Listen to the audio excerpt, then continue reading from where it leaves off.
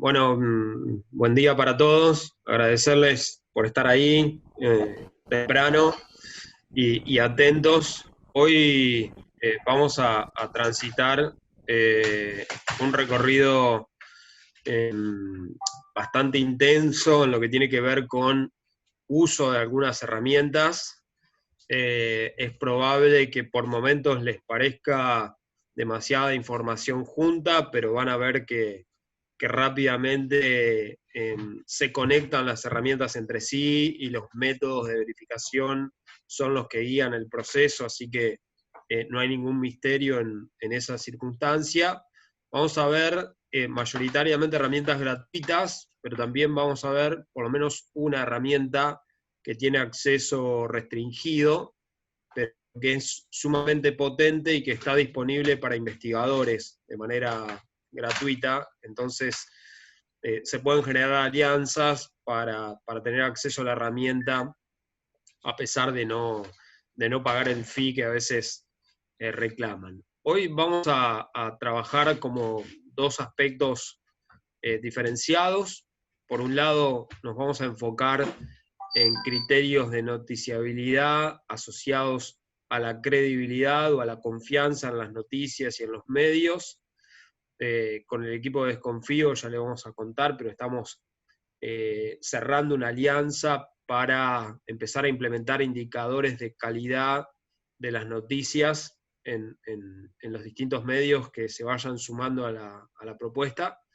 Y por otro lado, como les decía, vamos a ver prácticas de verificación con herramientas específicas que requieren como conocimientos básicos de cómo usarlas, que es lo que vamos a compartir hoy, y de esa manera ustedes puedan incluso practicar rápidamente cómo se usa cada herramienta, para qué sirve y qué ventaja le pueden sacar a partir de esa consideración.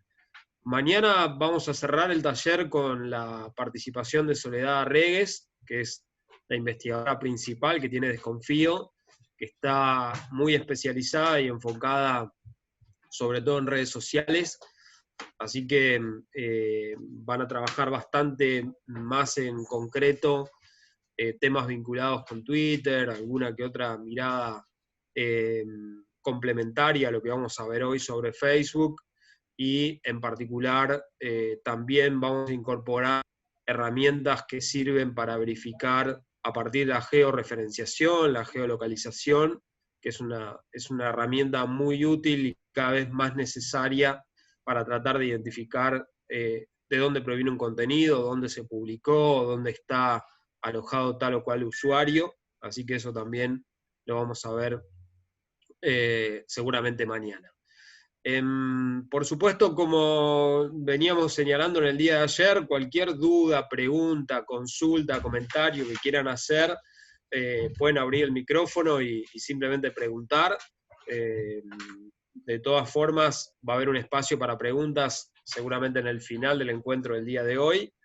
Y al mismo tiempo también sepan, como decía recién Tania, que todas las direcciones web, todos los enlaces a las herramientas y demás van a estar disponibles al final del taller, así que no hace falta de alguna manera que se copien todas las direcciones porque las van a tener, sí algunas que vamos a usar hoy durante el encuentro, durante la clase de la jornada del día de hoy. Así que, digo, si les parece, voy a poner la presentación en pantalla para que todos puedan ver de alguna manera cómo vamos desarrollando cada cosa. Ahora me avisan si todo el mundo ve bien el contenido y problemas con eso. Sí, está bien. Empecé como por el final. Se ve bien. Es bastante largo, así que como verán, vamos para atrás hasta acá. Ahí arrancamos, ahí llegó el mate, así que estamos listos.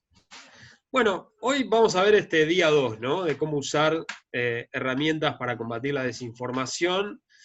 No nos vamos a dedicar tanto a entender el ecosistema digital, porque ayer hablamos bastante del tema y ya hemos podido ver que la desinformación ocupa un lugar cada vez más preponderante en el mundo digital. que hay cada vez más noticias falsas, noticias engañosas, información sin contexto presente en el escenario digital, así que todas las cifras confirman un poco ese estado de cosas. Lo que está pasando ahora es que la labor periodística está requiriendo nuevos estándares, y eso es un poco lo que queremos empezar a compartir con ustedes en esta primera idea, ¿no? Nosotros ya lo propusimos este año en el Encuentro Internacional de Comunicación de la Asociación Internacional de Comunicadores, que es un encuentro mundial que se realiza todos los años.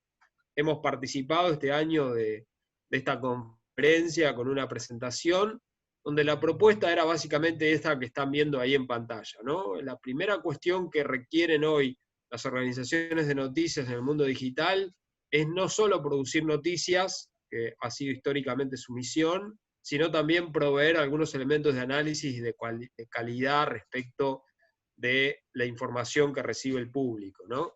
Digo, ¿qué certeza le podemos aportar desde los medios a esos usuarios que están bombardeados de contenidos digitales?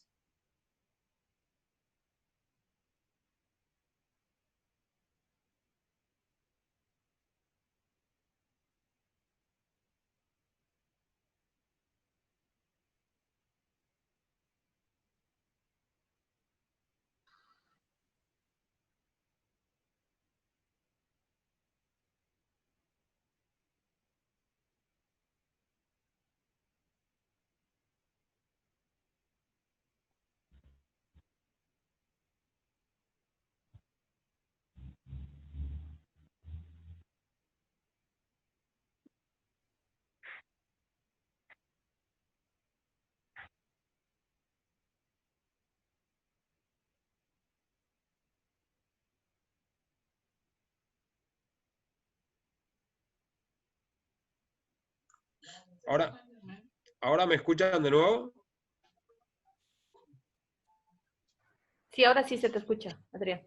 Bueno, sí, se cortó algo se rompió, no sé. Sí, se escucha. Algo en internet. Bueno, decíamos un poco que este es el nuevo escenario, ¿no? Un momento donde efectivamente voy a tener que compartir pantalla de nuevo, ¿no? Ahí estamos. Todos están viendo la pantalla, ¿verdad? Sí. Sí, se ve. Bárbaro. Entonces, bueno, les decía esto, ¿no? Que las organizaciones de noticias van a tener que avanzar no solo en producir noticias, sino ser una suerte de guía para monitorear la calidad y el análisis del contenido que circula en Internet, como una suerte de curadores especializados en noticias que las organizaciones vinculadas con medios van a tener que incorporar a su rutina, y esto es un poco el desafío que planteábamos en esta conferencia internacional de la Asociación Mundial de Comunicación. Lo que vemos ahí en particular es que el próximo paso, y por eso en Desconfío estamos trabajando en este tema, para enfrentar la desinformación hay que construir indicadores de credibilidad. Y esos indicadores de credibilidad van a tener que, de alguna manera, idearse y repensarse en cada escenario, pero tenemos una primera guía muy interesante, que es la guía que ha desarrollado The Truth Project. Es un proyecto con pretensión global, nacido en Estados Unidos, pero con alcance global, en el que estamos trabajando en consolidar una alianza con ellos, que probablemente sea efectiva este año, para empezar a usar sus indicadores y medir de alguna manera la calidad del contenido que comparten los medios de comunicación. En esto, lo que vamos a compartir ahora es la guía original de The Truth Project, pero antes de terminar les voy a contar cómo estamos diseñando nuestros propios indicadores en Desconfío y qué otros aspectos queremos monitorear en términos de la calidad de las noticias. Lo primero que dice The Truth Project es que hay que promover mejores prácticas en términos de transparencia de los medios de comunicación. Y por eso algunas cosas que hay que preguntarse y que debiera estar disponible para el público es entender quién filtra, ¿no? quiénes son los propietarios, quiénes son los socios, quiénes son los patrocinadores, cuál es la misión que tiene el medio, qué compromisos éticos asume de manera explícita en términos, por ejemplo, de diversidad de género, en la conformación del equipo, si tiene o no una política de corrección cuando el medio se equivoca o publica una información que no es correcta. Este es un primer estándar que Credibility Coalition ha trabajado en particular, pero The Truth Project pone mucho foco en entender esto porque sabemos que lamentablemente detrás de la propiedad de los medios también se juegan muchos intereses, ¿no? Cuanto más información tenga el usuario respecto de quién es el proveedor de ese contenido, más transparente va a ser esa relación y ese nexo entre la información que se publica y el contenido al que acceden los usuarios. El segundo indicador tiene que ver con más detalles de la biografía, ¿no? De quién produjo la historia. En esto, The Truth Project entiende que la trayectoria, el recorrido, la coherencia de los comunicadores es un factor importante que hay que empezar a medir dentro de los medios, porque a veces uno puede tener muy buenas columnas o muy buenas historias que son eventuales, pero que no consolidan un recorrido o una trayectoria, ¿no? Entonces, la mayoría de los medios de Argentina, ahora me contarán más adelante qué pasa en Bolivia, ya tiene el micrositio de cada periodista que lleva la firma, ¿no? Entonces, cuando un periodista firma una nota, uno puede hacer clic en esa firma y ver todos los contenidos que ha publicado para ver un poco cómo fue su comportamiento, de qué tema se ocupa, cómo cubrió tal o cual tema, qué tipo de cobertura le dio a cada una de las situaciones que tienen que ver con su área de trabajo, ¿no? Entonces, esto también es un componente que refuerza la credibilidad en las noticias cuando la gente puede acceder, además del contenido, a la biografía del autor y ver un poco el recorrido de ese periodista. La tercera línea de trabajo que para nosotros es central y es muy importante tiene que ver con diferenciar los diferentes tipos de contenido, ¿no? Esto que lamentablemente está bastante entremezclado en la realidad periodística, necesita de etiquetas que puedan distinguir claramente cuándo estoy ante una opinión, cuándo estoy ante una columna de análisis o cuándo estoy ante una publicidad disfrazada, entre comillas, de contenido patrocinado y no estoy delante de una noticia, ¿no? Que pueda tener diferenciado este tipo de contenido, claramente identificado para que nadie se confunda, es un criterio muy saludable que The Truth Project impulsa y que a nosotros, como Desconfío, nos parece relevante tratar de impulsar en todos los medios, para que cada medio tenga su propio parámetro de cómo diferenciar ese tipo de contenido y no trate de engañar de alguna manera a la gente disfrazando un contenido patrocinado como si fuera una noticia, ¿no? Esto es bastante frecuente que ocurra en los medios de América Latina. Por otro lado, un componente que hace a la solidez del trabajo periodístico, ¿no? ¿Qué pasa con las citas y las referencias que aparecen dentro de las historias de investigación o las historias en profundidad, que no siempre están disponibles para el público? Por alguna razón que habrá que entender mejor y estudiar un poco, muchos periodistas se guardan las fuentes y no publican, por ejemplo, un link a un estudio científico o un link a una entrevista que usaron de base para alguna historia, o el link a algún correo electrónico que pueda permitir que alguien pueda consultar de manera directa alguna fuente. Y esto también, es algo que hace la construcción de credibilidad y de confianza en el contenido periodístico, y que sin duda aquel que trabaje con más profundidad las referencias seguramente va a tener mayores niveles de confianza de la gente que está accediendo a su contenido. Entendemos que este trabajo es necesario hacerlo y que los medios tienen que de alguna manera tomar este camino porque la gente le ha perdido la confianza a los medios de comunicación. en parte por estas prácticas, ¿no? Porque faltan citas, porque las fuentes no siempre aparecen citadas, porque no hay diversidad de fuentes en un contenido, porque se disfraza el contenido patrocinado de noticia. Bueno, todo esto contribuye a que los medios hayan perdido parte del protagonismo y de la confianza que tenían de la gente, y por eso entendemos que contar con un método y contar con indicadores de credibilidad es un trabajo que puede potenciar la marca de los medios y recuperar por lo menos parte de esa confianza que los usuarios de noticias tuvieron en otro tiempo, ¿no? El otro capítulo que The Truth Project incorpora como el punto 5 son los métodos, ¿no?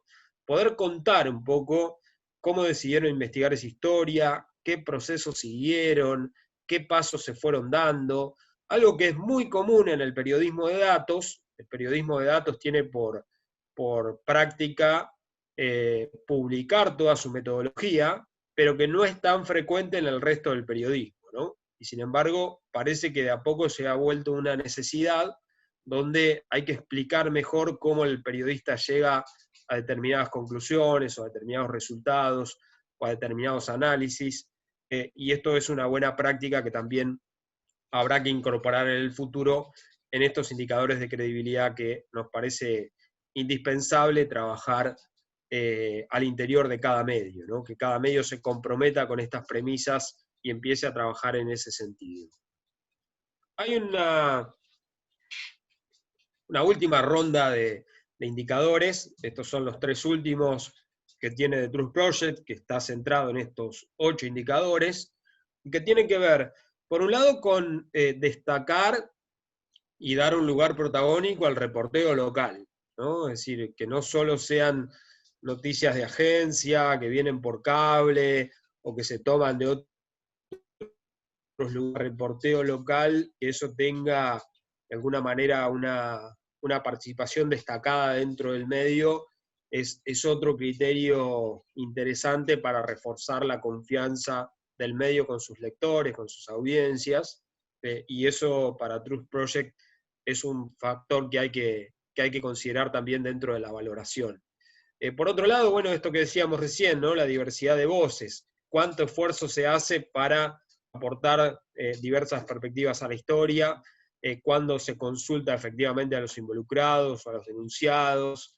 ¿Qué apertura de pluralidad política, ideológica hay para dar expresión y para dar lugar a distintos puntos de vista? Esto también es algo que necesitamos recuperar, porque en algún momento la polarización ideológica, política de muchos países de América Latina ha censurado voces casi sin quererlo, ¿no? Porque generando una línea editorial tal vez muy posicionada ideológicamente o políticamente en favor de un sector o de un partido o de un dirigente, se han ido perdiendo diversidad de voces, lo que no quita que cada medio pueda tener su línea editorial, ¿no? Pero eso no implica que haya voces que no puedan aparecer o que no puedan expresarse. Esos son como 2 parámetros distintos, y por eso es importante también valorar y medir cuánto de diversidad de voces hay en cada medio. Y la otra cuestión, la última con la que The Truth Project de alguna manera impulsa un trabajo mucho más abierto, es fomentar la colaboración del público en la construcción misma de las historias, ¿no? Esto implica, digo, por momentos recolectar opiniones. Vieron que las redes sociales se han vuelto un lugar de mucha participación, y a veces se puede construir una historia o se puede dar continuidad a una historia a partir de los comentarios y las opiniones que aparecen, pero también la posibilidad de crear mecanismos de participación un poco más directas con referentes de la comunidad o con participantes de la comunidad que puedan involucrarse en las historias y que hagan que esas historias tengan mucha más llegada y mucha más empatía con las comunidades en las que están insertas, ¿no? Así que este es un poco el recorrido que hace The Truth Project y que en Proyecto Desconfío estamos empezando a implementar para Argentina por ahora, pero que queremos extender a toda América Latina, en los países de habla hispana, para que estos requisitos básicos, que no son los únicos que nos interesan, pero que son el corazón de este proyecto, empiecen a ser medidos al interior de cada medio y que cada medio de comunicación pueda, de alguna manera, dar cuenta de que cumple, por lo menos con la mayoría de estos indicadores de credibilidad que hacen a la confianza que un medio puede despertar en su audiencia, en su público, ¿no? Por eso, digamos, la primera cuestión del día es preguntarles un poco, contar, en función de los lugares donde trabaja, ¿cuántos indicadores alcanza el medio en el que trabajan ustedes? De estos 8 indicadores, digamos, ¿cuáles están como muy presentes y ya son parte de la misma dinámica? ¿Y cuáles les parece que tal vez hay que desarrollarlos o les falta un poco de inserción o no son tan específicos o tan claros como les gustaría? ¿Quién quiere contarme un poco que trabaje en algún medio y que pueda repasar un poquito de estos indicadores, cuáles entiende que el medio en el que trabaja cumple? ¿Quién quiere romper el hielo hoy? A ver, algún... Hay gente que trabaja en... Sí. Sí, buenos días. Les habla María Uno. ¿Cómo estás, Yo María? trabajo actualmente en un medio televisivo, un canal.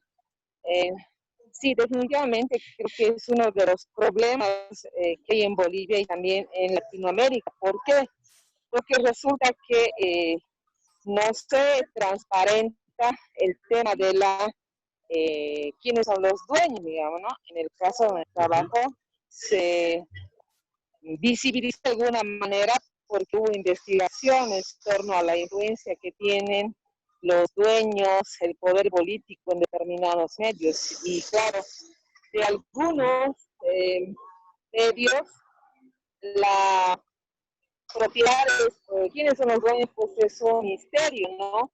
Y tú sabes que ese indicador puede ser un elemento que fija, direcciona y influye en la línea editorial del medio, ¿no? Creo que, a ver, no sé, de manera general, hablando de Bolivia, yo creo que son muy pocos los indicadores que de transparencia se cumplen y que deberían ser así para que la gente tenga una mejor mirada, sepa que cuando está viendo Y, X y Z, sepa cuál es la línea, quiénes son los dueños y de esa manera también tenga mayores luces de por qué está informando un determinado hecho de una manera y el otro medio de otra, ¿no? Bueno, es interesante, digo, en principio estamos refiriéndonos un poco al punto 1, ¿no? ¿Quién financia el medio? ¿Quiénes son los dueños? ¿Qué intereses tienen? ¿Cómo influyen en toma de decisiones de los gobiernos? ¿Qué pasa, María, en ese medio en particular con el punto 2? Digamos, ¿cuánta biografía de los periodistas se da a conocer desde el medio para que la gente los conozca?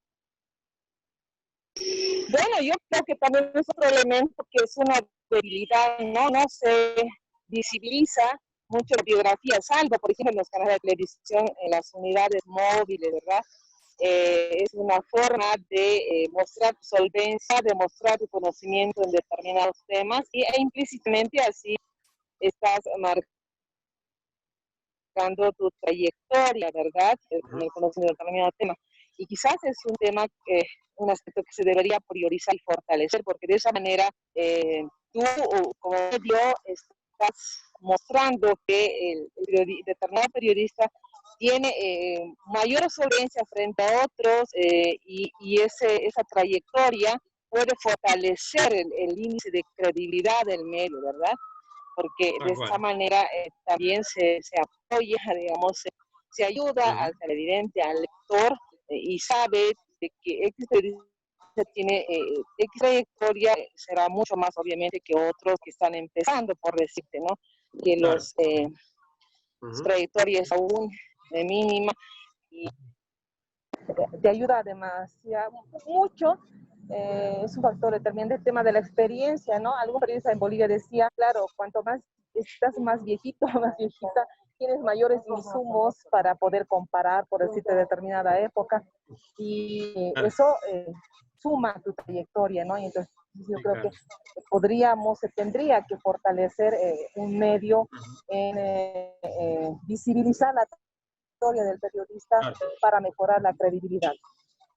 Bueno, es interesante, ¿no? Ver que efectivamente hay camino que recorrer en estos dos primeros puntos que son muy, muy relevantes. ¿Alguien más que quiera contar un poco su experiencia de cómo percibe el medio en el que trabaja en relación a alguno de los indicadores?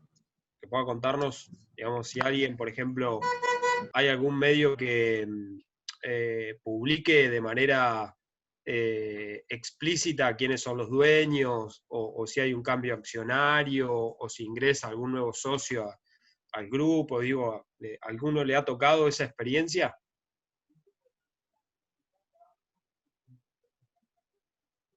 Cualquiera, digo, todos trabajan, se me ocurre que todos trabajan en medios de distinta magnitud, tamaño, característica, y estos indicadores están pensados para todos.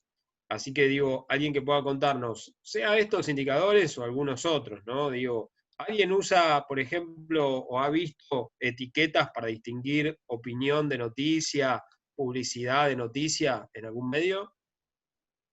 Adrián, Sí. bueno, yo tengo un medio digital y todas las publicaciones las hago explícitamente con mi nombre y la gente sabe que el medio es mío. Uh-huh. Entonces, no sé si esto es lo que cuenta. Por ejemplo, no ingresa publicidad, pero he visto la imperiosa necesidad de empezar a ver algún canal publicitario, ¿no? Por la situación en la que ahora nos encontramos. Claro. Sin embargo, considero que este es un índice muy restringido en diferentes medios de comunicación. Por ejemplo, te pongo un medio al azar. El Deber, por ejemplo, en Bolivia, publica estrictamente desde la página del Deber, y no así los periodistas, no la publican con su firma. Con su firma, exactamente. Es lo que sucede en varios medios de comunicación. En cambio, en el que te digo, en el mío, tengo colaboradores que podría yo restringir y no publicar sus nombres. Entonces, sí publican ellos desde sus cuentas, y eso creo que amerita mayor credibilidad de un medio. Solo eso, Adrián. No, totalmente, Erwin, es así. Por supuesto que, digamos, también es cierto que en el recorrido periodístico firmar una nota requiere de un trabajo de elaboración y de producción que no es para cualquier contenido, ¿no? El contenido diario, de actualidad, de contar, no sé, cuál es la agenda oficial del presidente en el día, si se limita solo a eso, no es un contenido que amerite ser firmado, digamos, ¿no? Porque es como repetir parte de la información oficial. Ahora, cuando hay un trabajo de reporteo, de investigación, de análisis, ahí sí la firma del periodista se vuelve una cuestión relevante y muy útil para el que está leyendo, digamos, ¿no? Porque sabe quién le está hablando y qué perspectiva tiene de algunos temas, o también incluso a quién quejarse o a quién reclamarle o a quién preguntarle si tiene alguna duda, ¿no? ¿Y cómo les va con este último capítulo de la diversidad de voces? Digamos, ¿cómo sienten que hoy el periodismo boliviano expresa esa diversidad de voces? Luis, ¿querés contarnos? Sí. Hola. Sí, te escuchamos, ¿eh? Hola, buen día. Mira, yo todavía no estoy trabajando en un medio, sin embargo soy estudiante de comunicación. Y yo creo que aquí quiero destacar tres aspectos fundamentales de los que mencionabas anteriormente. Empezar primero por la transparencia del medio. Bueno, hace muchos años ya se ha visto, pero se ha agudizado más en los últimos años acá en Bolivia. Esto de que los propietarios de los medios tengan vínculos con los políticos que están en el poder. Entonces, la consecuencia de esto ha hecho que la diversidad de voces prácticamente sea anulada. Es decir, se ha uniformizado esto de la comunicación en Bolivia. Varios canales han sido precisamente de alguna manera cooptados por el poder, por el gobierno que estaba anteriormente. Entonces, lo que podemos esperar simplemente cuando sucede esto es que el tipo de contenido que sea o el tipo de contenido de esos medios lleguen a ser precisamente uniformizados por el Claro. gobierno. Entonces, yo creo que es un punto clave esto de la diversidad de voces, porque prácticamente se ha visto anulada. Como te digo, los años anteriores al anterior gobierno, obviamente también pasaba eso, pero se ha agudizado Claro. los, Ujú. los Bueno, años anteriores. entiendo claramente. Digo, agrego un dato que lamentablemente también es bastante frecuente en Argentina, que no solo los medios colonizados de alguna manera por el gobierno de turno se vuelven menos plurales, sino también los medios que están en la vereda de enfrente, ¿no? Que son críticos del gobierno, también limitan la expresión de algunas otras voces que son tal vez más cercanas al gobierno o más afines al gobierno. Entonces, digo, hay una dificultad ahí. Por eso, digamos, lo interesante de este tipo de propuesta es que efectivamente lo, el trabajo institucional con los medios sea un compromiso que pueda ser impulsado desde afuera, digamos, ¿no? No desde cada medio en particular, porque cada medio no es que no es plural con las voces, sino desde proyectos como Desconfío, que no tienen injerencia en el trabajo de reporteo periodístico, que no compiten de alguna manera con el medio, sino que son organizaciones que están dedicadas a consolidar la credibilidad de los medios. Por eso nos parece importante empezar a trabajar este tema con todos ustedes. Después hablaremos, sin duda, con Fundación para el Periodismo de avanzar en este tipo de capítulos, pero tiene que haber organizaciones que estén por fuera del trabajo estrictamente periodístico para que este tipo de mejoras se vuelva una necesidad al que todos quieran aspirar, porque esto después resulta en un ranking, y ese ranking posiciona mejor a un medio que a otro, y se produce una sana competencia por elevar los estándares de calidad, que es un poco lo que buscamos con Proyecto Desconfío, ¿no? No solo quedarnos en entrenar equipos y ponerlos a trabajar lo mejor posible, sino también de impulsar indicadores que colaboren con todo el ecosistema y que haga que todo el periodismo trate de mejorarse a sí mismo a través de este tipo de indicadores. Por eso les contaba que, digamos, en Proyecto Desconfío, si bien The Truth Project y estos 8 indicadores que acabamos de ver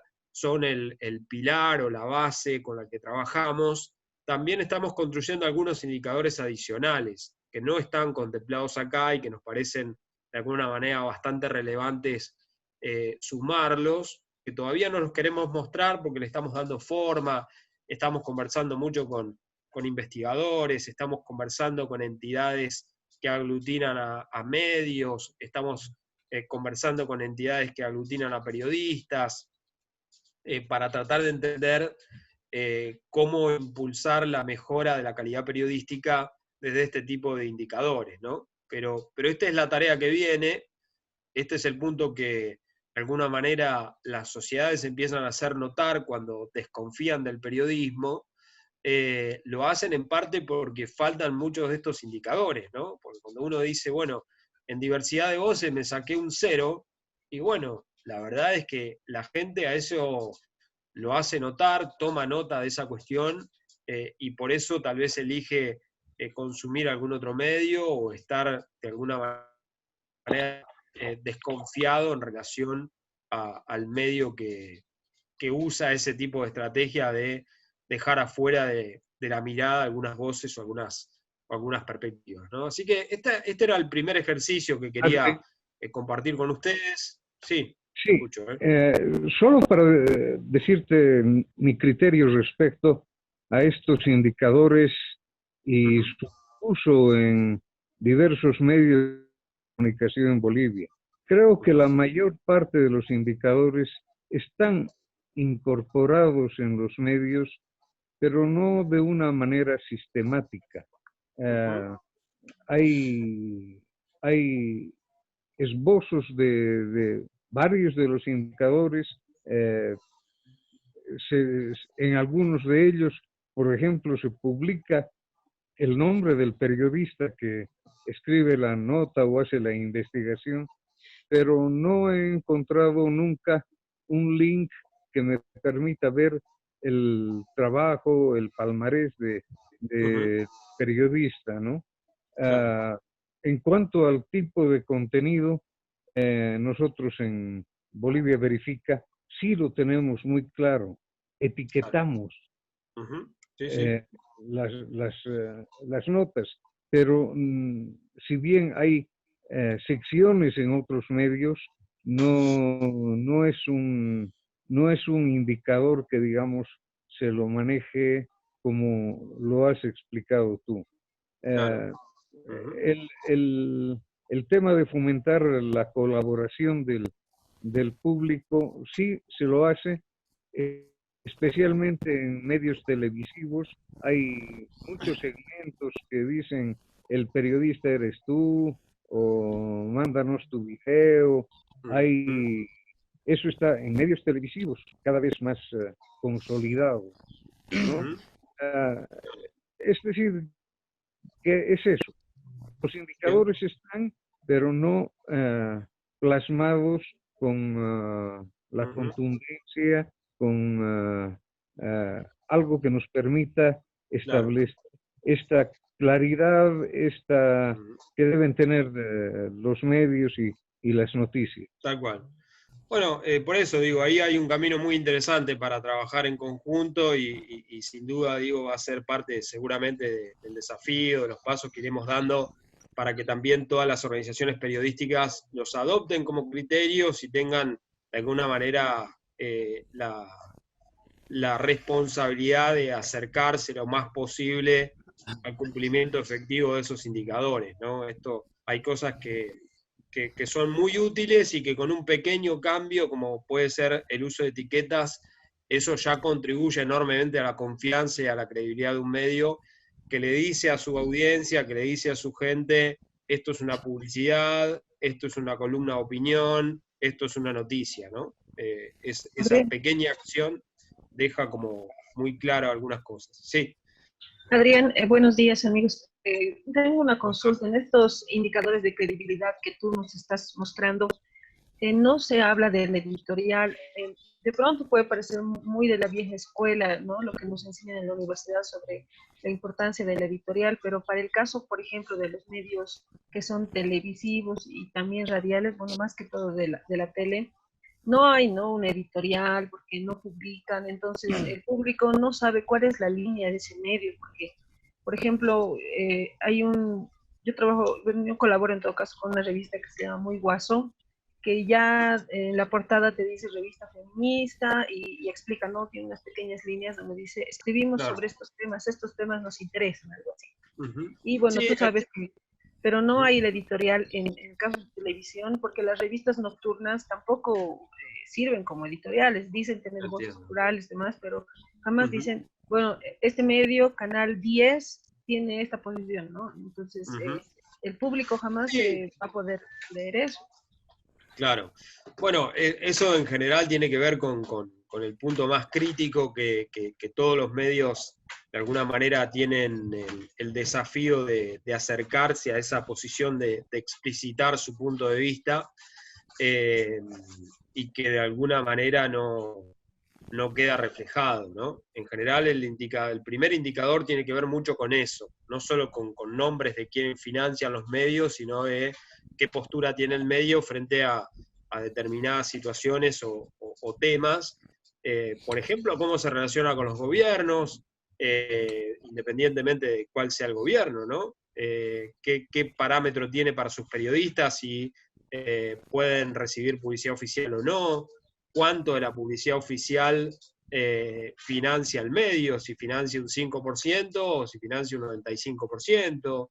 Bueno, digo, todo eso forma parte de los desafíos que de alguna manera hay que ir construyendo, y que claramente, como recién decía la compañera, pocos medios se animan a dar información de esa naturaleza, fijando un poco cuál es la línea editorial, ¿no? Y esto que algunos consideran como un problema, en realidad el mundo está mostrando que esos medios son cada vez más confiables, son los medios en los que la gente más confía porque sabe que puede esperar, independientemente de que esté de acuerdo o en desacuerdo, o a veces en acuerdo, a veces en desacuerdo, ¿no?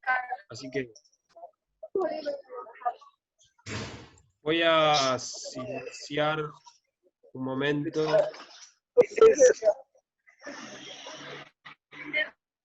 Bueno, no puedo hacerlo desde acá porque tengo la presentación en pantalla completa. Pero bueno, avancemos. Me queda claro como los desafíos que hay en Bolivia en este tema. Me parece un trabajo muy, muy necesario y muy interesante, y que puede aportar mucho al desarrollo de los medios y de la confianza ahí en Bolivia. Así que, digo, lo tomo como tarea, y en breve vamos a volver sobre el tema para seguramente trabajarlos desde otro lugar, ya más operativo y no tanto de reflexionar solamente sobre el tema, ¿no? Vienen ahora un paquete de herramientas que vamos a estar viendo, que tienen que ver con cómo usar esas herramientas para los procesos de detección de contenido engañoso, de contenido falso, de contenido fake, como lo llamamos habitualmente. Una primera cuestión que ya estuvimos viendo en el taller anterior, y que algunos tal vez ya pudieron identificar, es, por ejemplo, estas dos herramientas que tienen que ver con algo que ayer surgía, o alguien preguntaba, que es cuándo se registró un sitio web, dónde está alojado, quién es el nombre del titular, y ahí tienen el enlace para que lo puedan copiar. Se los voy a copiar en el chat, así todos lo pueden tener, para que se metan de alguna manera en Whois, que es una herramienta que permite ver cuál es el origen del dominio, y puedan preguntar, por ejemplo, por algún dominio que consideren que vale la pena investigar un poco, ¿no? Déjenme ver acá cómo hago para copiarles en el chat. Ahí les copio en el chat el enlace para que se metan en la herramienta. Es muy simple de usar, lo único que hay que poner es una URL, y si queremos saber desde cuándo está publicada esa web, o cuánto tiempo hace que está registrado, o quién es el registrante, de alguna manera la persona que ha registrado ese contenido, Whois es una herramienta que es muy práctica y es muy útil para ese tipo de situaciones. Lo que van a ver es una pantalla parecida a esta, donde ahí le preguntamos a propósito de quién era el sitio fakenews.com.ar, que era un sitio nuestro que habíamos registrado en algún momento, y lo interesante es que aparece un nombre, ¿no? Ya aparece un nombre, perdón, aparece un nombre con el cual de alguna manera ya me puedo contactar, y además tengo datos respecto de la historia del sitio. Tengo desde cuándo está creado, cuándo expira el dominio, y de alguna manera cuándo fue dado de alta, que es otro dato también interesante. Y además, por las dudas, tengo dónde está alojado, ¿no? En qué DNS, cuáles son los servidores, de alguna manera, en los que está alojado este sitio, que también puede ser una información útil cuando uno quiere rastrear si está delante de un sitio falso o está delante de un sitio verdadero, digamos, ¿no? O que tiene historia, o que tiene trayectoria. Esto es una manera muy rápida y muy fácil de identificar sitios que se crean solamente para inyectar información falsa, que a veces simulan ser un sitio muy parecido a otro, y que con este tipo de herramientas uno puede detectar rápido si fue creado hace poco tiempo, o si tiene realmente la cantidad de años que el medio que trata de imitar realmente tiene, ¿no? Así que digo, esta es una forma rápida. Y además me aparece siempre un nombre de una persona registrante, que que siempre es una gran pista para investigar, ¿no? Si yo tengo un nombre completo, puedo empezar a investigar varias cosas con otras herramientas que después vamos a ir viendo también cómo investigar a personas. Esta es otra versión de Domain Big Data, digamos que es otra herramienta parecida, que también georreferencia dónde están alojados los servidores. Otra vez aparece una dirección de IP donde está alojado ese sitio, y eso también puede ser un dato útil para rastrear dónde se originó una publicación. Lo que está mostrando las campañas de desinformación que afectaron sobre todo la campaña presidencial de Estados Unidos de 2016, es que muchos de esos sitios truchos, vamos a decir así, o falsos, habían sido originados en Rusia, ¿no? Así como las cuentas de Twitter provenían de Rusia, también había servidores en Ucrania y en Rusia que nutrían a gran parte de los sitios falsos que habían sido montados especialmente para impactar en la campaña y para tratar de perjudicar a un sector o a otro, ¿no? Así que este es un poco el panorama. Estas son dos herramientas muy fáciles de usar. Si entran en el dominio, ponen la dirección URL de cualquier sitio que quieran buscar. Podrían buscar, por ejemplo, la empresa de energía de Bolivia, y alguien me cuenta qué le aparece ahí. ¿Alguien sabe cómo es el sitio de...? Acá lo tengo por acá, ende.bo, ¿alguien puede buscar ahí? YPFB, esa. ¿Cómo? YPFB. No, ende.bo. Ah, Ende, ok. Tiene dominio de Bolivia, Cochabamba. Está registrado en Cochabamba. Sí. ¿Y la entidad registrante quién es? El dominio dice ende.bo y luego el IP, pero no me da un nombre. No te da ningún nombre. No, un nombre no. Solo ende.bo y luego otra vez ende. Está registrado por una entidad oficial, digamos, ¿no? ¿Y la fecha de creación? ¿Le aparece? En Domain Big Data no. ¿Y en Whois?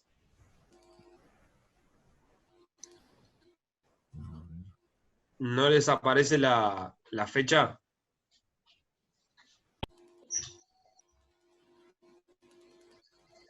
Bueno, no importa, digamos. 15 de febrero del 2000. Aló. Ah, 7. ahí apareció. Registrado el 15 de febrero del 2007. Bárbaro. Bueno, ven, ahí ya tenemos un poco desde cuándo existe el sitio de la empresa oficial de energía. Ya tenemos un dato que asegura que ese es un sitio de alguna manera oficial, que no está a nombre de ninguna persona, porque lo cual sería un problema, ¿no? Si hubiera un nombre propio en el registro de un sitio público, sería un error o había un problema o alguien hizo negocio con ese sitio. Entonces, son formas rápidas de empezar a ver esas cosas y cómo monitorear de dónde surgió un sitio web de una entidad oficial, ¿no? Perdón, varía, pero en los dos. En el Domain Big Data, en IP Geolocation, sale Bolivia Cochabamba, y en Domain Tools sale IP Location Santa Cruz de la Sierra. Bueno, lo que puede pasar, digamos, es que estén tomando servicios distintos de dónde está el servidor, ¿no? A qué servidor está conectado ese sitio cuando fue registrado por la herramienta.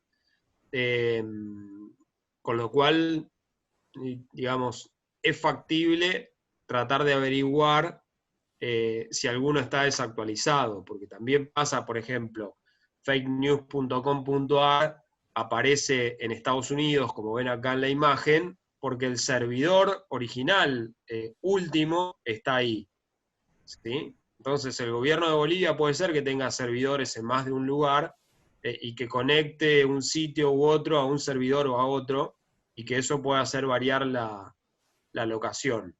Pero es un dato interesante, ¿no? Para empezar a indagar un poco dónde están los servidores del gobierno, si es que hay algunos en Cochabamba y otros en otro lugar. Incluso podríamos llegar a ver si la dirección de IP aparece idéntica y es la misma, o hay distintas direcciones. También es una señal de dónde está originado el sitio. Así que digo, son como cosas que hay que explorar con mucho detalle, pero es para que tengan una primera mirada, un primer pantallazo, sabiendo que efectivamente este tipo de herramientas nos da una primera pista para empezar a investigar cosas, o averiguar cuándo fue creado un sitio, dónde está alojado, en qué servidores, quién lo registró, desde cuándo está vigente, con ese tipo de información que siempre es muy útil para este primer paso, ¿no? Perdón, quería aportar algo. ¿Y cómo no? Sí, lo que pasa es que la base de datos de los dominios bolivianos, las empresas que dan este servicio para poder verificar los dominios, lo que es AGETIC, no tiene esa conexión con esos servicios. Entonces, para tener mejores datos, lo ideal para los dominios bolivianos es entrar a nic.bo. Por eso es que puede diferir entre estos servicios, donde para verificar, ¿no?, la propiedad, hay unos que no se logran conectar, o sea, no están conectados a la base de datos de AGETIC, ¿no?, que es la que administra los dominios bolivianos, y por eso es que no nos dan datos correctos, ¿no?, o precisos. Entonces, para dominios bolivianos, bueno, en esa parte estamos todavía atrasados, ¿no?, en Bolivia. Lo ideal es, tienen que entrar a nic.bo, y ahí pueden verificar la propiedad, ver los servidores de cada dominio, ¿no?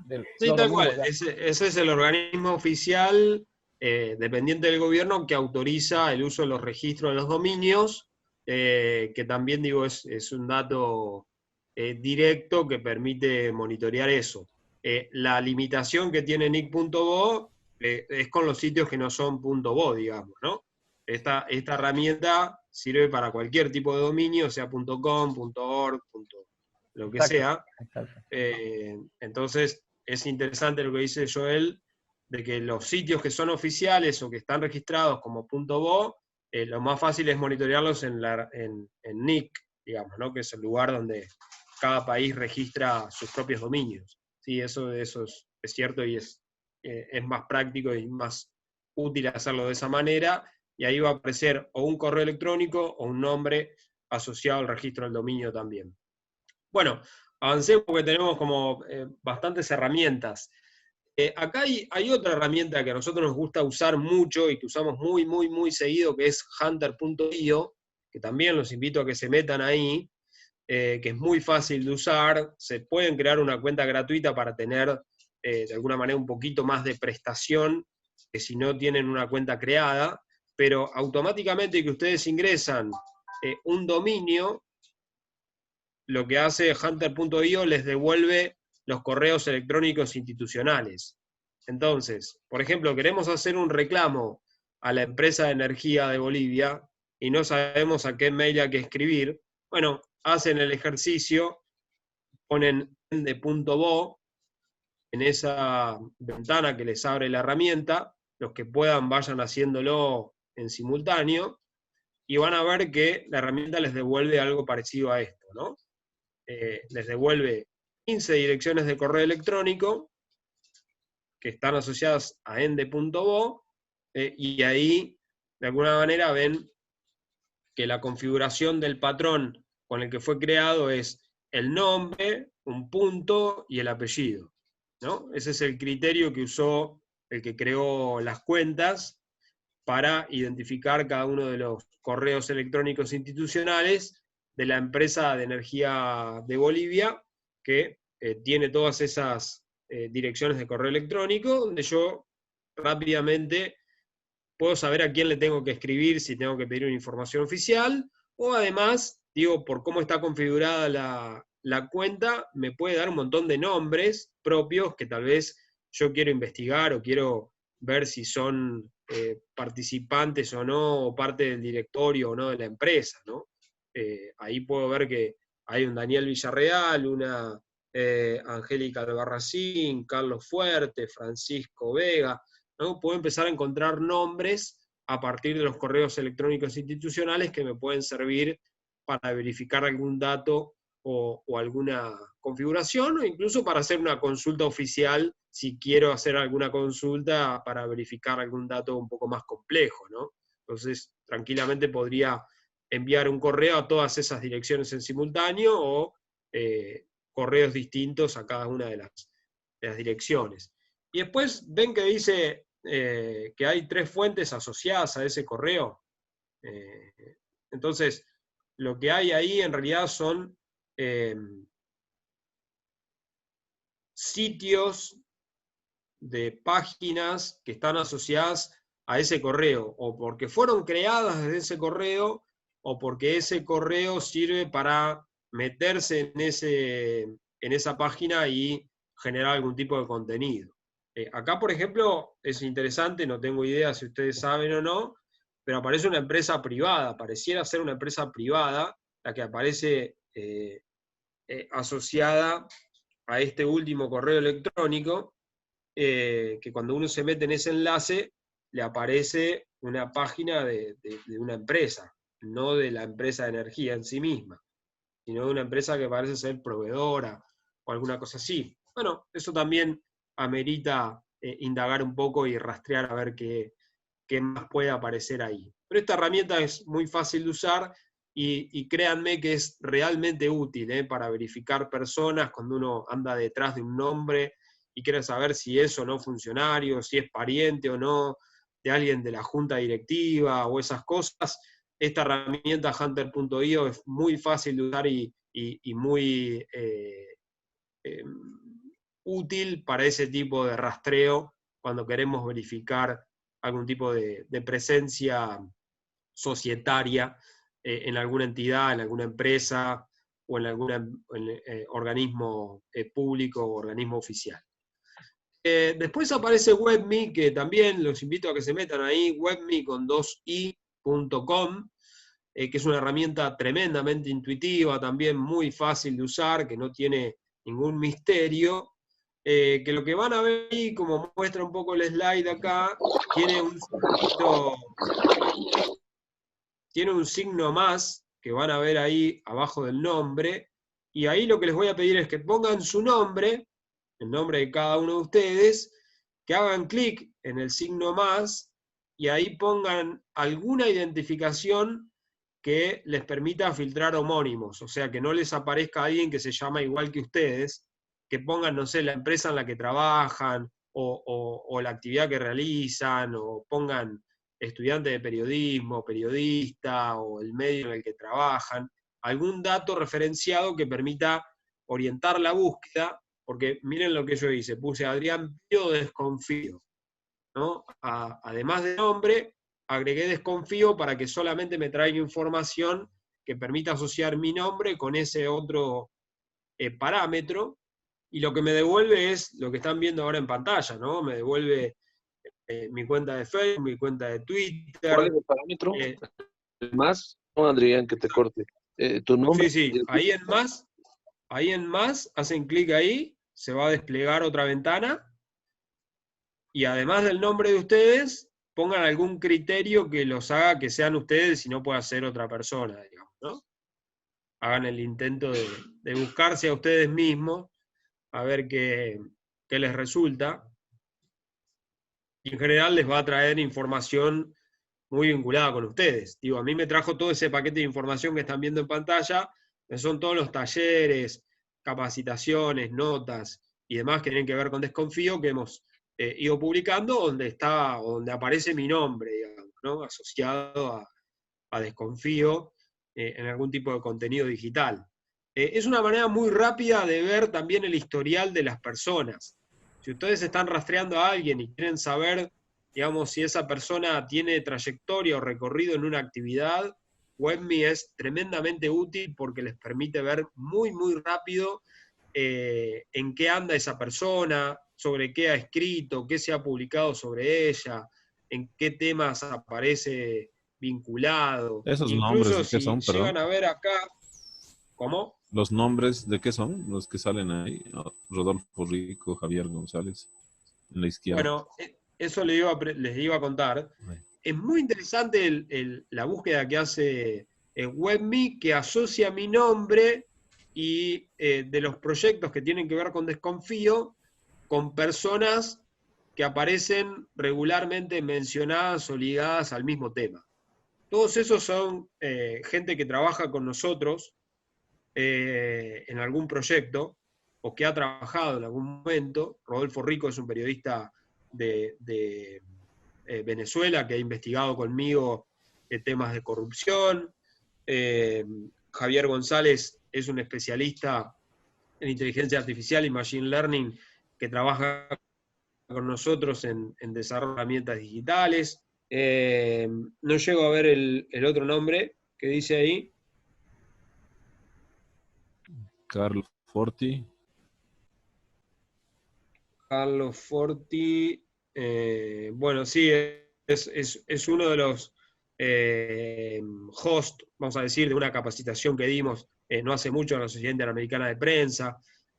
Así que, digamos, también genera ese tipo de nexos o de vínculos que puede ser más o menos exacto, digamos, puede que haya algún nombre que no esté tan asociado, pero es una buena pista también para buscar personas asociadas y están investigando el nombre de alguna persona que quieren rastrear y saber qué hace, a qué se dedica, por qué publicó lo que publicó, o si habitualmente publica información falsa, ¿no? Es una herramienta muy potente. ¿Cómo le fue con WebMe? ¿Vieron que al lado de mi nombre hay una cifra, hay un cuadradito azul con una cifra? ¿Cómo le fue en ese puntaje ahí? A ver, Esther. Me sale 2.88 y además que estoy viendo, te permite igual ver si hay sitios que han utilizado tu material. Claro, por ejemplo. ¿Y te está sorprendiendo de algo? Sí, porque se supone que, bueno, pero hay páginas que siempre piratean, ¿no? Hay gente que ha usado tu contenido y... ¿Cuánto? 3.64. Bueno, eso es muy popular. Eso es como un índice de popularidad, digamos, ¿no? Es una cosa así. Ese número es como cuán visible sos en el mundo digital para WebMe en función de sus propios criterios de búsqueda, asociando ese nombre con esa categoría. Si yo a Adrián Pino le pusiera en vez de desconfío datos concepción, eso sube, en mi caso particular, a más de 5 puntos. Porque todo mi historial está mucho más asociado con datos concepción que con desconfío. Desconfío tiene 2 años, datos concepción tiene 5 años y medio. Entonces también tiene que ver un poco con eso, ¿no? Con cuánta historia hay digital asociada a un nombre y a una organización o a un proyecto que tenga que ver con eso. Pero digo, les recomiendo que tengan WebMe siempre a mano. Es muy fácil de usar, como vieron recién, y es muy útil para rastrear personas que de hecho en un rato las vamos a ocupar cuando queramos hacer un ejercicio y tengamos que ver de dónde salió un posteo que vamos a estar analizando. ¿Les fue bien en general? Digamos, ¿todos encontraron contenido asociado con ustedes mismos? ¿O en algún caso les costó o alguien no logró que le devuelva contenido propio, sino que apareció algún contenido raro?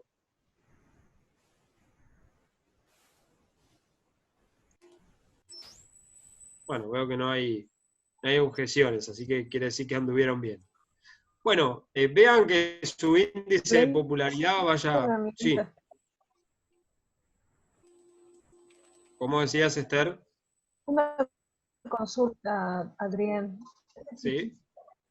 Este tipo de páginas como esta WebMe que nos muestras también nos puede funcionar para ver si un medio está siendo plagiado, si sus contenidos están saliendo por otros portales que no han pedido permiso o no están citando fuente, algo así. Sí, es una ruta rápida para eso. Hay otras herramientas para plagio que son más específicas y que funcionan de manera más enfocada, que digamos, les podemos compartir algunas herramientas que se usan para rastrear plagio, pero WebMe es una buena ventana porque ahí van a ver rápidamente donde hay contenido asociado con ustedes que tal vez no fue publicado por ustedes, digamos, porque ustedes no tenían noticia que había sido publicado. Así que sí, también es una buena herramienta para detectar plagios, digamos, ¿no? Bueno. Una consulta, perdón. ¿Sí? En el Sí, índice, gracias. En el índice, en cuanto a los números que te ponen ahí, ¿cuáles son los parámetros, digamos, para decir, bueno, esta persona es un influencer o no? No. Sí, no lo tomen como, digamos, no es un estándar que sea público, es simplemente un elemento que el sitio aporta para tratar de mostrar de forma más o menos transparente cuán difícil ha sido para la herramienta encontrar contenido asociado. Cuando uno se acerca a 10 es porque es más visible en Internet. Cuando uno se acerca a 0 es porque es menos visible en Internet para la herramienta. Pero no tiene que ver, digamos, con cuán importante es uno, sino con cuántas asociaciones entre nombre y la palabra clave a la herramienta le cuesta más o menos encontrar contenido asociado. ¿Sí? No, es simplemente se los decía a modo de broma, digamos, no para que se lo tomen en serio a ese indicador, porque no es un indicador objetivo ni que tenga mucha utilidad. Simplemente sepan que si están delante de una persona que es muy visible digitalmente, se va a acercar a 10, y si es alguien que tal vez tiene mucho poder y es bastante invisible, porque el mundo digital funciona así, ¿no? Cuando no puedo encontrar nada en Internet es porque alguien es muy importante. Perfecto. ¿Sí? Entonces, ese es un poco el parámetro que hay que tomar. Gracias. Bueno, vamos un poquito con algunas herramientas para detectar posteos fakes. Acá me voy a meter en el Fórmula 1 de las herramientas, que es CrowdTangle, que efectivamente tiene dos utilidades específicas. Una es la extensión de Chrome, que se la pueden bajar. Digo, ¿todos saben cómo agregar extensiones en Chrome al navegador? Alguien que no sepa o que quiera una guía rápida, simplemente se meten en los puntitos ahí, van a extensión, agregar extensión, y ahí ponen CrowdTangle y automáticamente se les agrega la extensión, que les va a aparecer un botón en la barra superior del navegador que va a tener el icono de CrowdTangle y ya está. Con esa extensión, que se la pueden bajar, digamos, lo que van a ver es algo parecido a esto. Para cada URL, para cada dirección web, CrowdTangle, cuando uno ejecuta la herramienta, eso le permite medir qué interacciones tuvo en redes sociales. Y entonces le genera un contador de interacciones, como ven en la parte superior, como ven en toda esta parte donde dice Facebook Interactions, y ahí les muestra cuántas interacciones tuvo ese contenido, cuántas reacciones, cuántos comentarios y cuántos compartidos. Y después aparece otras referencias de otras redes, como Twitter o Reddit o Instagram, con otras cifras que aparecen asociadas ahí, pero lo más interesante que tiene la versión gratuita, que se puede anexar como extensión de Chrome, es que me permite ver en qué sitios esa URL fue difundida, en qué sitios o en qué otras páginas y en qué otras fechas ese mismo contenido fue hecho. ¿Sí? Después, si quieren y si nos da el tiempo, por ahí hacemos algún ejercicio con la extensión de CrowdTangle, pero digo, la recomendación es que se bajen la extensión, ese proceso es muy rápido, lleva unos pocos segundos, y que cuando tengan el icono, que es este que ven acá arriba, que es un cuadradito negro con una C casi en blanco, simplemente haciendo clic ahí y estando posicionado en cualquier página web, CrowdTangle me dice por dónde anduvo ese contenido en redes sociales. Entonces, incluso es muy útil para rastrear las propias notas que ustedes publiquen, ¿no? esto que decía recién Esther, cuando uno quiere identificar por dónde anda el contenido que produjo uno, en redes sociales en particular, CrowdTangle te lo muestra de manera muy rápida, muy automatizada y muy clara, para saber si mi nota anduvo circulando en varias redes sociales, en qué otros sitios fue publicada, en qué otras plataformas alguien tomó ese link y lo compartió de alguna manera, ¿no? Siempre hablando del link, siempre hablando de la URL.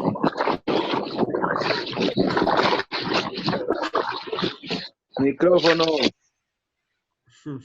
Tal cual. Sí. Bueno, avancemos un poquito con CrowdTangle, que es una herramienta súper potente. CrowdTangle tiene, digamos, una interfaz, cuando ustedes tienen la versión paga o la versión research, digamos, para investigadores, que te permite armar esto que ven acá a la izquierda, que son listas, ¿sí? CrowdTangle lo que hace es monitorear en tiempo real redes sociales con los parámetros que yo le quiera poner. Por supuesto que como es una herramienta que compró Facebook y la usa Facebook, tiene prioridad la interacción en Facebook y en Instagram, pero también tiene posibilidad de monitorear Twitter, ¿sí? Son las 3 cuentas que monitorea hoy CrowdTangle. Y lo que yo puedo armar son listas de, por ejemplo, páginas de Facebook que quiero agrupar bajo una categoría. Supongamos que ustedes están, no sé, investigando sobre energía.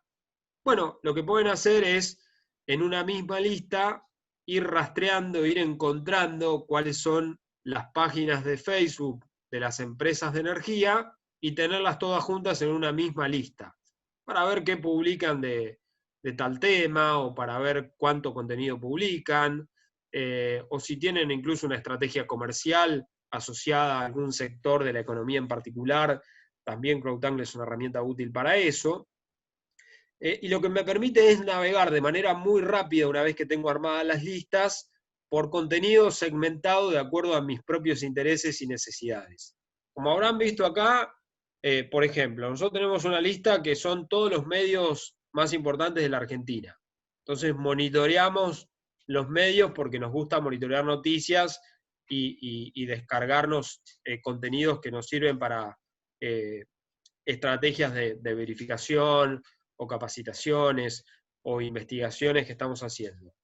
Por otro lado tenemos lo que nosotros llamamos como lista Disinformation Page, que son páginas de alguna manera que habitualmente publican contenido engañoso o falso y que hemos detectado que hay un poco de actividad frecuente en ese sitio de páginas. Entonces tenemos monitoreado eso en una lista específica donde con un solo clic yo puedo ver qué están publicando. Otra lista es de fact checkers en español. Esa lista la armamos nosotros y es una lista que tiene a Bolivia Verifica y a otros tantos verificadores de América Latina y de habla hispana en una misma lista, donde también podemos ver de una sola vez y de un pantallazo muy rápido qué tipo de contenido están publicando, qué es lo que verificaron, si la misma noticia que verificó una está también verificado por otro. Bueno, hacer un montón de análisis rápidos a partir de ese tipo de herramientas. Después, como ven acá, CrowdTangle tiene la posibilidad incluso de armar listas de grupos, siempre y cuando los grupos de Facebook sean públicos, ¿sí? Con grupos cerrados eso no se puede hacer, pero nosotros armamos un grupo de lo que llamamos Disinformation Group, que, digamos, es un grupo donde se comparte habitualmente información falsa sobre coronavirus asociada con el aspecto más de la medicina natural, ¿no? de los productos naturales que supuestamente curan el coronavirus y demás. Entonces detectamos un grupo que de una sola vez nos permite ver que van publicando esos usuarios y nos permiten saber quiénes son los usuarios que comparten ese tipo de contenido, ¿no? Entonces, CrowdTangle es una herramienta muy potente en ese sentido. Acá, por ejemplo, para que vean cómo funciona la herramienta, es tan simple como esto. Yo hago clic en el grupo que seleccioné o en la lista que seleccioné, y si quiero agregar algún miembro a ese grupo porque detecté que hay un fact-checker nuevo que tiene su página de Facebook y antes no la tenía, simplemente tipeo en este campo en blanco, me va a aparecer ahí con un solo clic que va a aparecer acá en verde y lo puedo agregar a la lista. Así de fácil funciona CrowdTangle. Lo que va a permitir CrowdTangle, que esto creo que es lo más relevante, lo que más útil resulta, es que uno puede filtrar los posteos por muchos criterios. Como ven acá, hay un primer criterio que tiene que ver con el total de interacciones. Entonces, si yo le pongo este criterio, hay varios criterios, puede ser la fecha, puede ser la performance de los posteos por encima o por debajo de la media.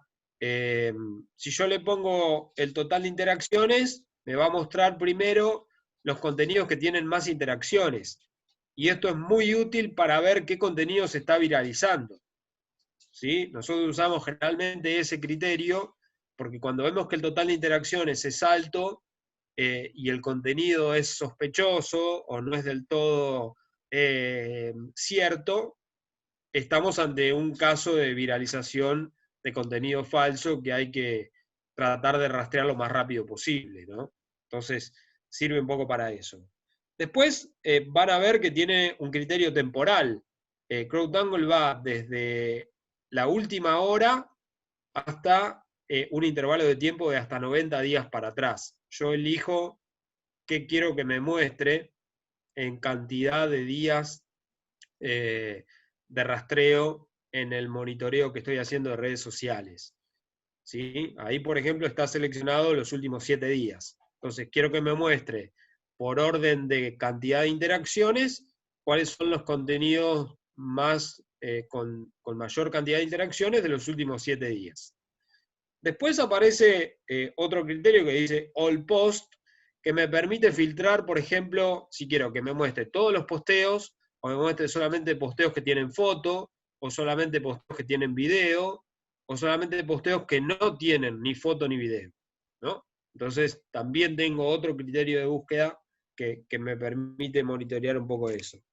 Y en ese MOR hay algunas otras categorías, algunos otros campos que, digamos, también se pueden utilizar para ir un poquito más fino con la búsqueda, que tiene que ver, por ejemplo, con el idioma. Es otro criterio que aparece ahí y que también se puede filtrar.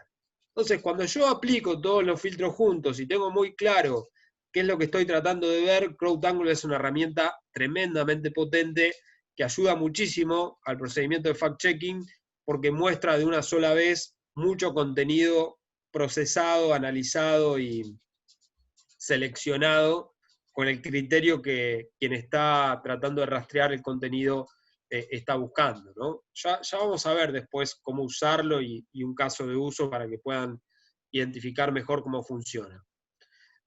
Por ejemplo, cuando le preguntamos a CrowdTangle que me muestre por total de interacciones en los últimos 7 días todos los posteos, el primero que aparece es un posteo de Clarín, que es el diario, el segundo diario digital con más visitas en la Argentina, y que de alguna manera, como ven, el posteo que más interacciones tiene no es del día, sino de hace 5 días atrás.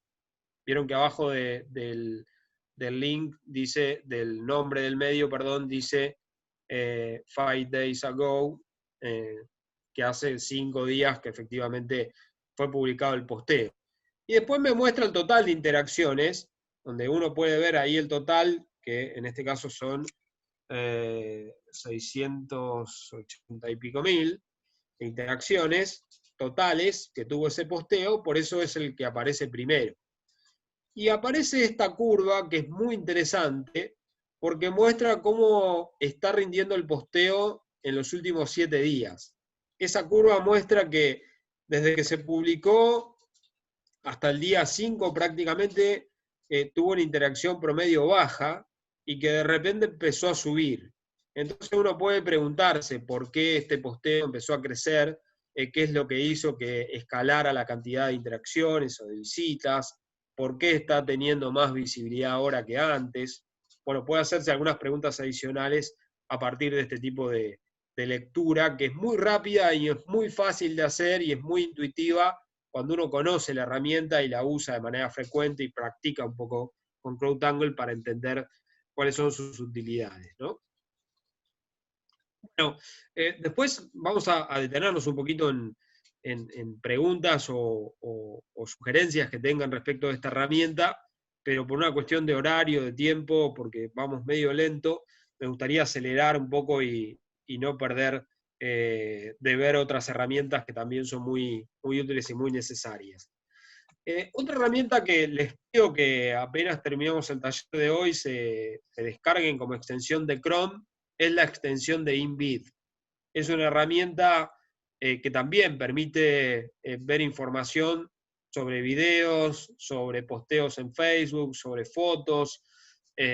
Básicamente fotos y videos es el sentido principal de InVid, que es una herramienta muy práctica para monitorear imágenes y que ahora les voy a mostrar un ejemplo de cómo se monitorea una imagen dentro de InVid.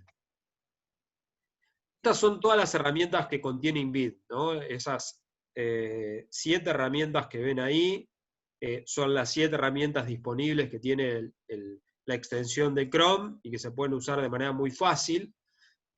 Nosotros vamos a ver ahora solamente una parte de estas herramientas, no vamos a ver todas las funcionalidades, pero sepan que sirve para muchas cosas. Y lo primero que vamos a ver es esta herramienta que ven acá, ¿no? Digo, ¿cómo hacemos para usar InVid para monitorear de alguna manera una imagen? En esa URL que tienen ahí abajo en rojo, lo que uno ve es esta foto que están viendo en pantalla ahora, de un avión y de camiones de caudales que de alguna manera pareciera que están descargando o cargando dinero del avión o para el avión o desde el avión a los camiones. Esta foto se discutió mucho en Argentina porque se decía que era una foto falsa y se puso a circular como que se estaban llevando los dólares de la Argentina en el gobierno de Macri, ¿no? Que el propio gobierno se estaba llevando los dólares y que había funcionarios asociados a la maniobra y que esos dólares se estaban yendo en avión a otro lugar. Entonces, lo que nos permite Magnifier, por ejemplo, que es la herramienta para ver en detalle, es magnificar una imagen. ¿Cómo se usa? Así de fácil. Se aprieta, se hace clic en la herramienta, en esa lupa que ven ahí. Ahí aparece un espacio para pegar una URL. Ahí le pegan la URL de la imagen que teníamos recién en pantalla y automáticamente aparece esa suerte de lupa que ven ahí, que uno la puede mover a lo largo y a lo ancho de la pantalla. Voy a ver si la puedo usar en vivo, ¿no? No estoy seguro de si puedo compartir pantalla con Magnifier usando InVid. La tengo aplicada acá. A ver qué pasa.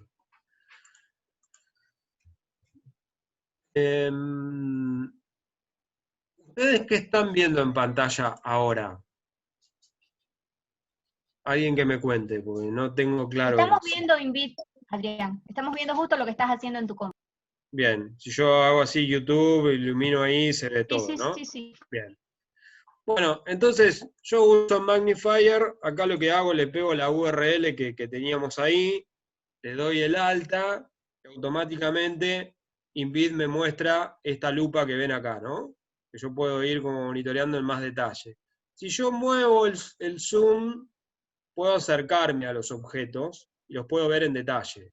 Entonces, lo primero que veo, porque algunos decían que la imagen no era del aeropuerto de Argentina, sino que era de otro país, primero que veo que hay un camión de combustible de YPF, que es la empresa de energía argentina, con lo cual todo indica que de alguna manera estamos en Argentina, ¿no? Que el avión está en Argentina.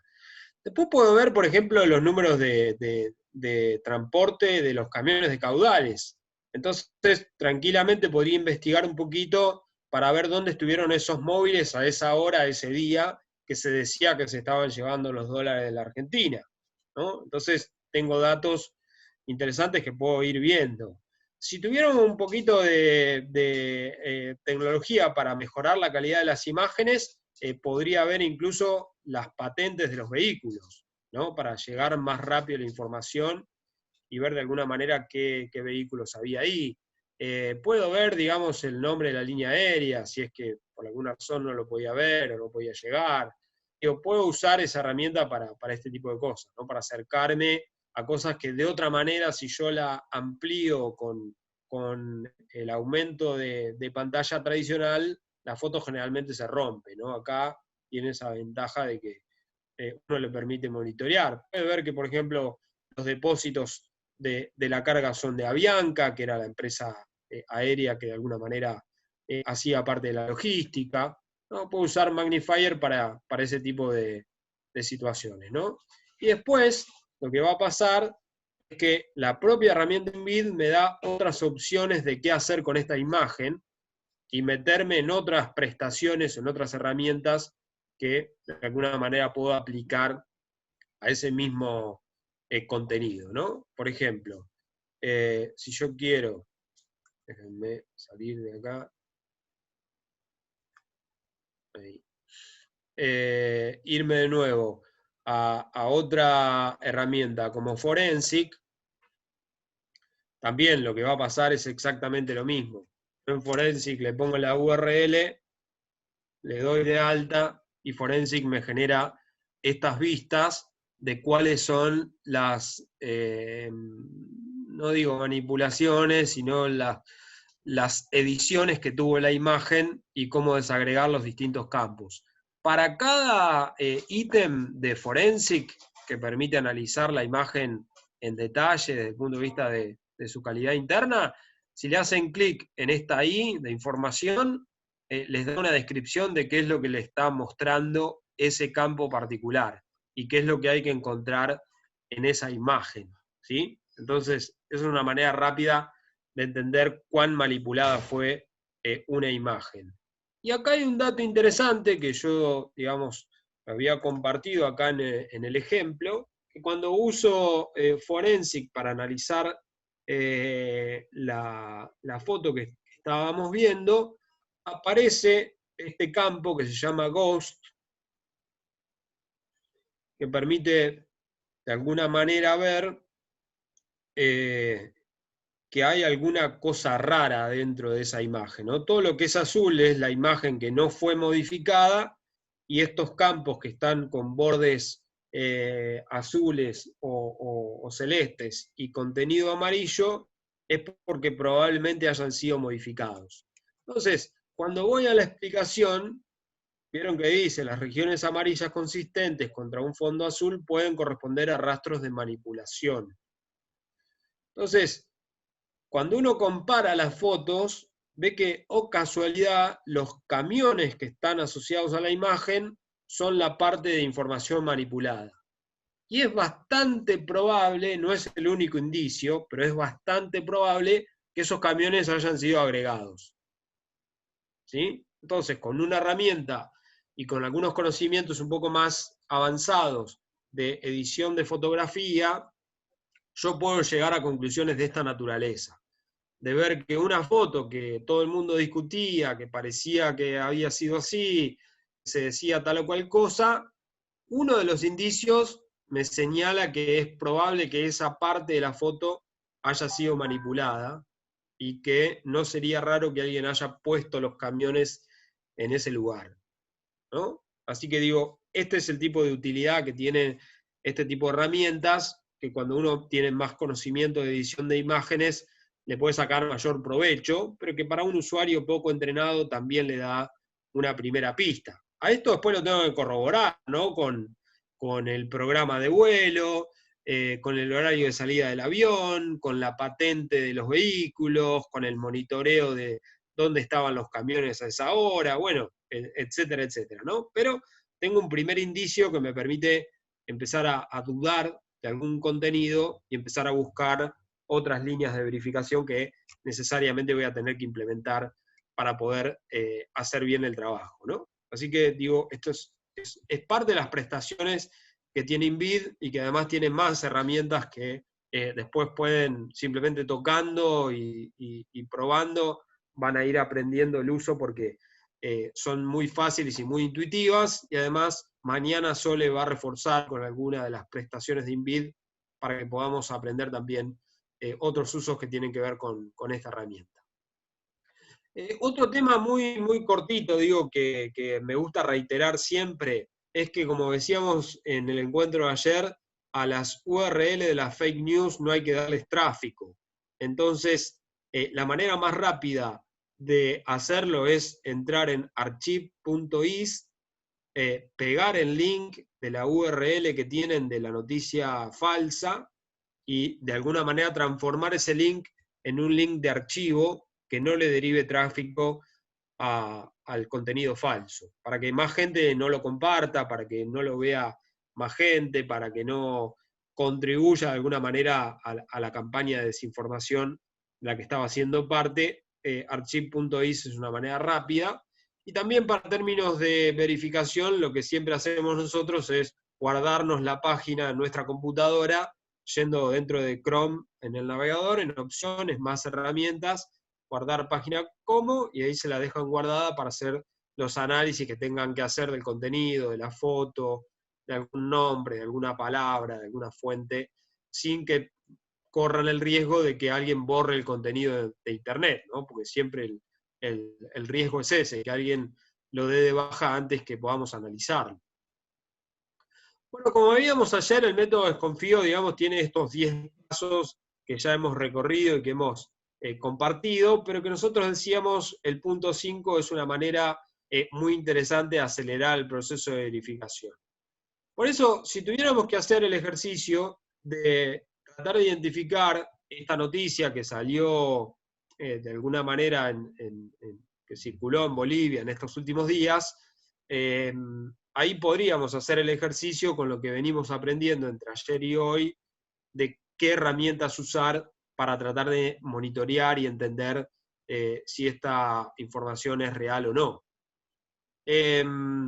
Lo primero que hay que empezar a ver es recordar que todo esto se puede verificar y más, ¿no? Que hay mucho para verificar. De acá podríamos verificar la foto, el título, la red social, el usuario de esa red que compartió el contenido, el logo de la publicación, bueno, este tipo de cosas, ¿no? Entonces, ayer decíamos que nos íbamos a quedar con estas 4 categorías como una forma rápida de verificar ese contenido, y que si queríamos verificar ese contenido necesitamos definir qué herramientas íbamos a utilizar. Ayer yo les contaba, sin haberles mostrado las herramientas, cuáles eran las mejores opciones. En general, estas son las opciones más rápidas que podemos hacer para identificar cada aspecto del problema, ¿no? En WebMe, por ejemplo, ¿por qué no prueban de poner el nombre de esta señora que se llama Rosario Pardo? Dice, la verdad que no alcanzo a ver de acá. Rosario Pardo. A ver con qué se encuentran dentro de WebMe. Si yo tuviera activo CrowdTangle y pudiera de alguna manera rastrear a ese usuario, podría ver qué otros contenidos ha publicado, con qué conexiones o con qué usuarios habitualmente interactúa, podría ver a qué páginas está asociada, si participa de algún grupo público, podría haber bastante información de esa red social.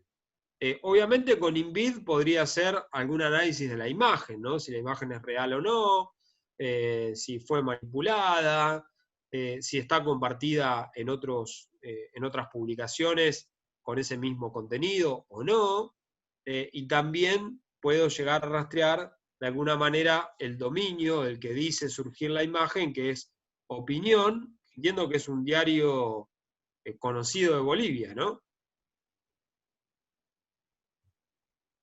¿Alguien que me cuente algo de Opinión? Sí, Adrián, es un diario conocido, a nivel Cochabamba es el segundo diario más grande, digamos. Perfecto. Entonces digo, como es un diario conocido y uno ve su logo ahí y ve un contenido que está asociado supuestamente a ese medio, podría tener una primera impresión de confianza hacia esa afirmación que suena un poco rara, ¿no? Los enfermos pueden ir a votar en ambulancia, la verdad que es un poco rara la afirmación, pero hay algunos indicios que podrían construir algún grado de verosimilitud en relación a ese tipo de contenido, ¿no? Entonces, ¿quién me cuenta qué encuentran de Rosario Pardo? Es una actriz española. O sea, el nombre Rosario Pardo es de una actriz española, ¿no? Y tiene muy alta puntuación. Y si le agregan ahí una segunda palabra clave que tenga que ver con, por ejemplo, no sé, Bolivia, ¿qué pasaría?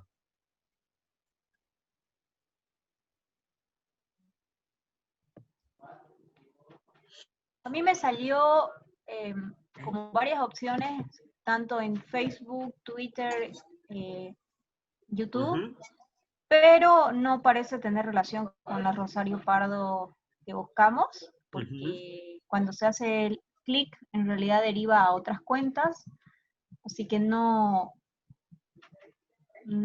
ayuda mucho. Después parece que alguna Rosario Pardo participación en algunos grupos de Facebook como Cachi Noticias o Extra Noticias Bolivia. Ahí tendríamos que ver si se trata de la misma. Claro, bueno, una forma de verificar un poco si eso no es tratando de llegar a la foto de perfil y hacer búsqueda reversa de imágenes, que no sé si todos lo saben hacer, pero es simplemente hacer clic con el botón derecho de la pantalla. Acá, porque estoy en modo pantalla, no lo puedo hacer. Esperen que salgo de acá.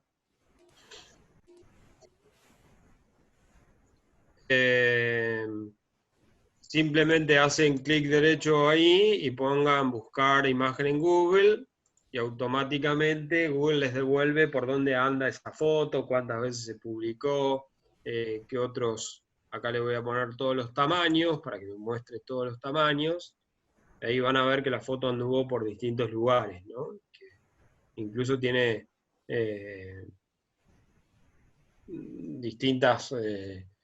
distintos usos, publicado en distintos lugares. Entonces, si yo logro identificar la foto de perfil de la persona, lo que puedo hacer es clic derecho, buscar imagen en Google y automáticamente rastrear si esa misma foto de perfil de esa persona está en otras cuentas o en otros lugares que puedan ser de esa misma persona, y que me den algún grado de confianza de que por lo menos la persona existe, que sería el primer dato.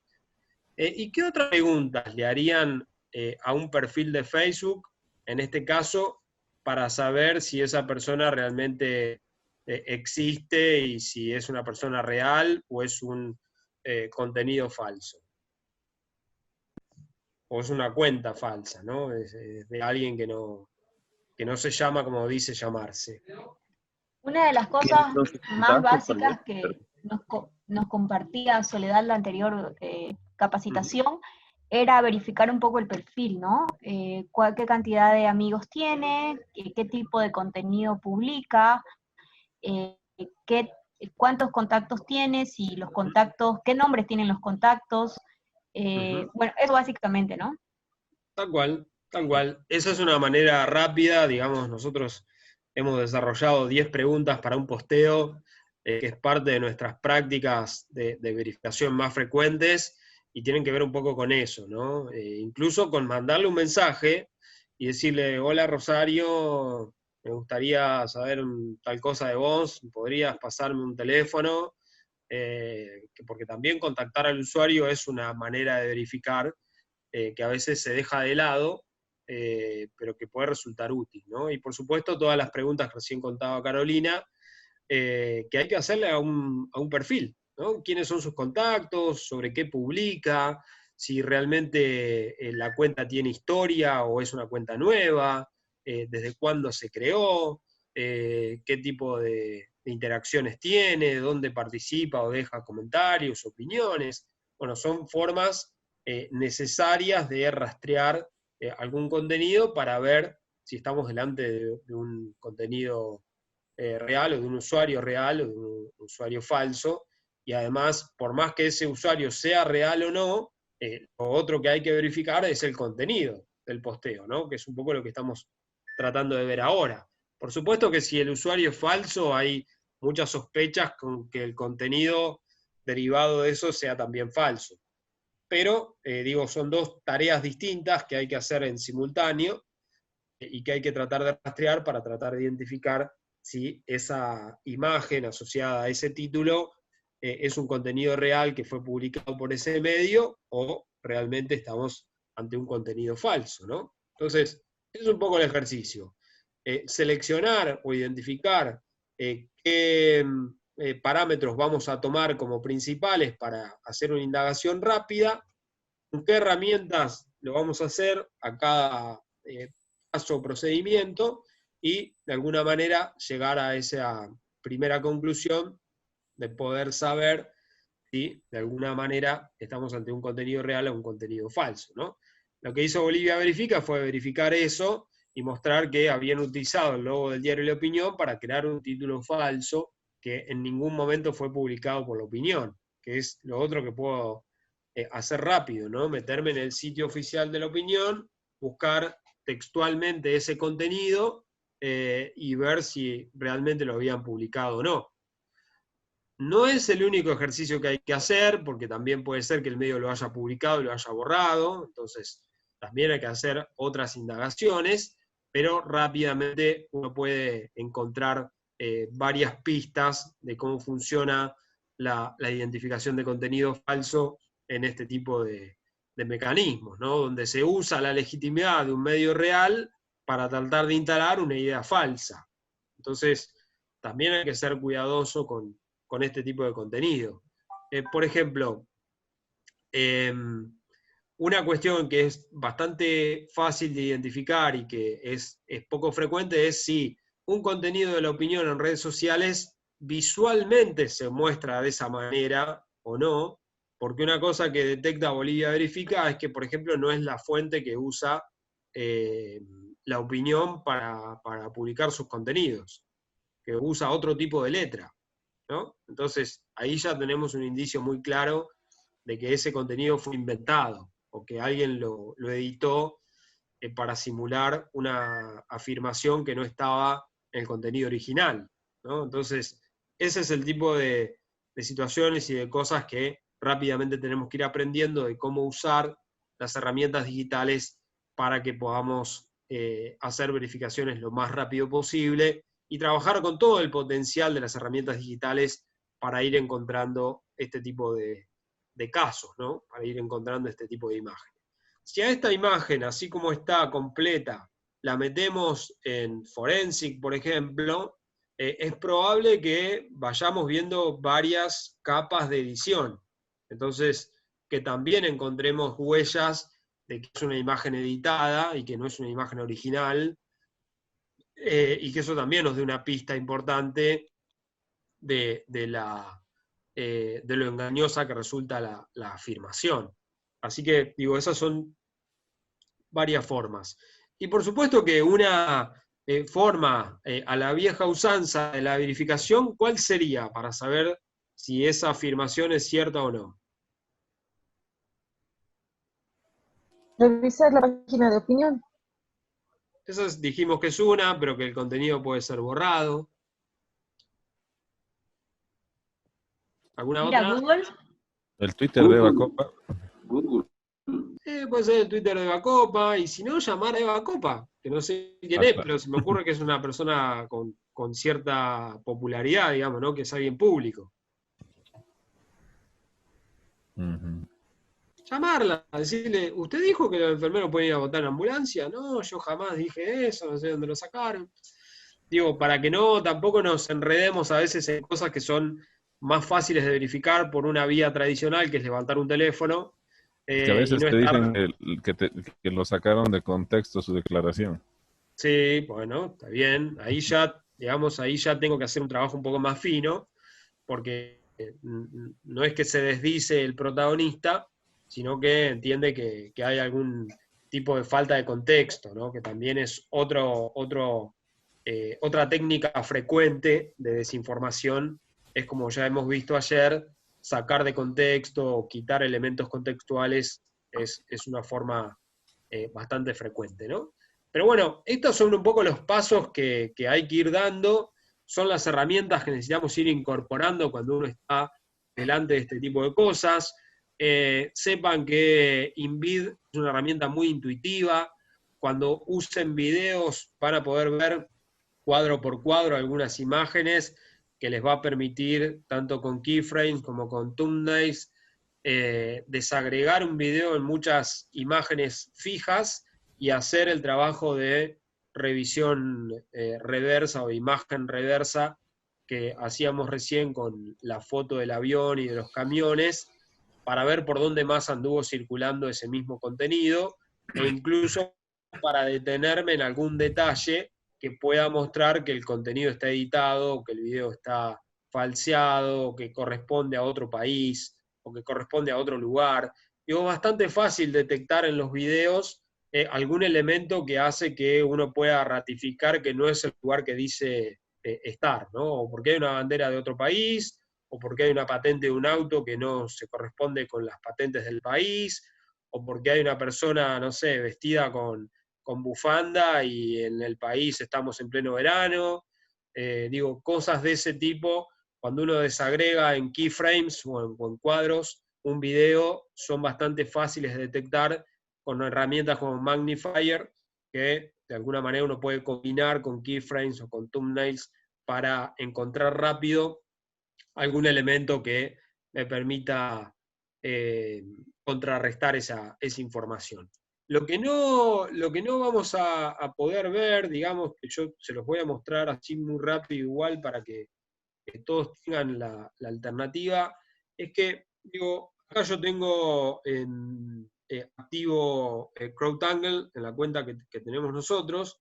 Entonces, por ejemplo, si yo le pongo que me rastree los medios de Argentina, ahí automáticamente me trae la lista ordenada por este criterio que es overperforming, que es uno de los criterios, es decir, los posteos que están rindiendo por encima de la media.